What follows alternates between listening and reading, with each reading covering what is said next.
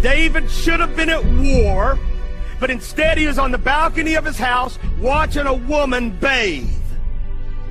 He lusted over her, called his people, said, go get her, I want her. He took her, had sex with her, and then he realizes that he's in a big mess.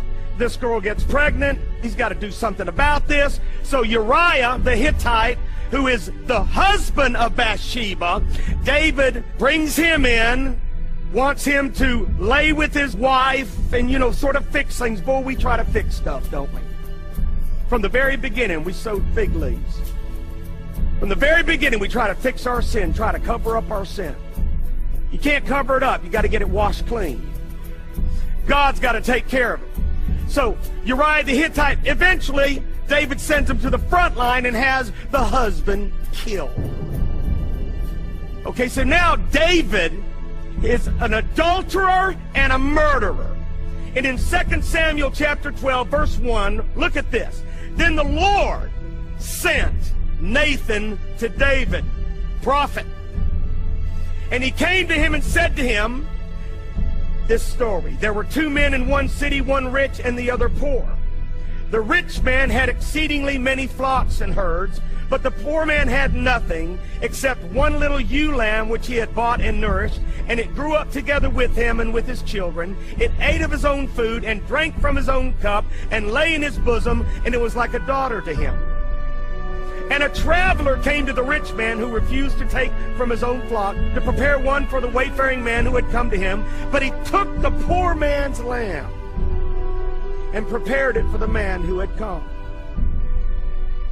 Prophet of God telling a story, and the sinner listening.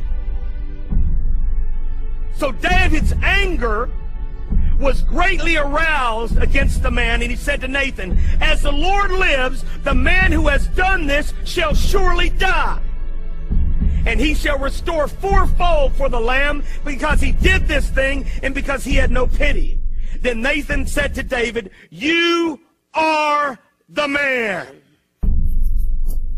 Thus says the Lord God of Israel, I anointed you king over Israel, and I delivered you from the hand of Saul. I gave you your master's house and your master's wives into your keeping, and gave you the house of Israel and Judah. And if that had been too little, I also would have given you much more. Why have you despised the commandment of the Lord to do evil in his sight? You have killed Uriah the Hittite. Oh, I love prophets.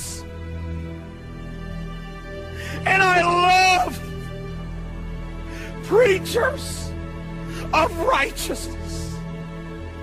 I love pastors who are not afraid of their people.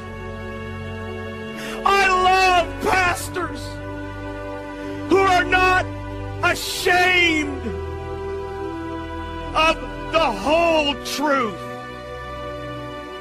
I love pastors who will call sin, sin, even if it means losing the biggest giver in the church. I love pastors. Dear Jesus, some of you are watching at home. The reason you're not happy is because God's not happy.